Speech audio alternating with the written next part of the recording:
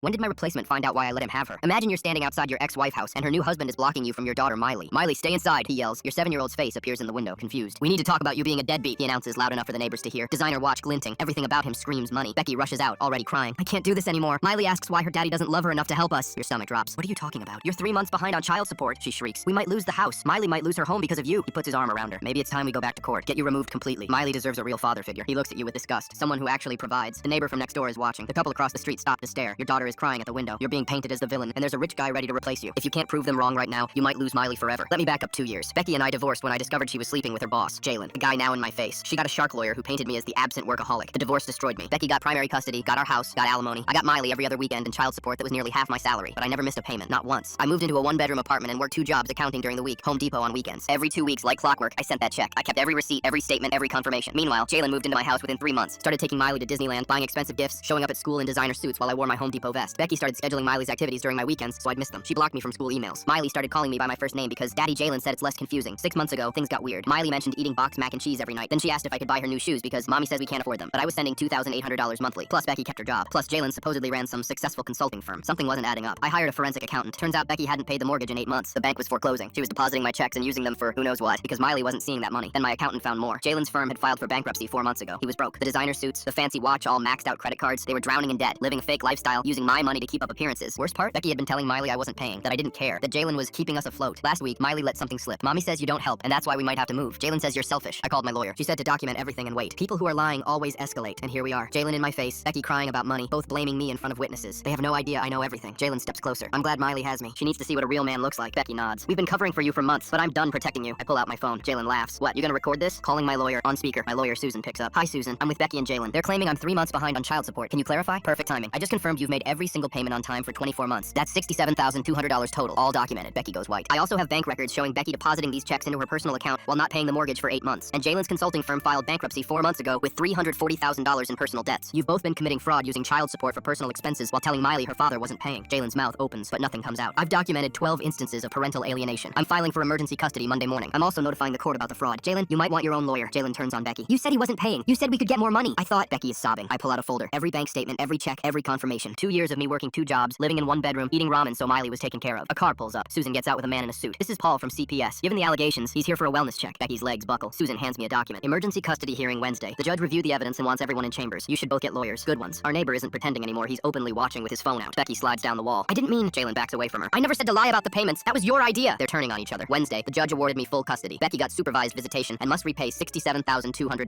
Jalen fled to another state. A year later, Miley and I celebrated my promotion at Olive Garden. She took a selfie. When things got better, Dad.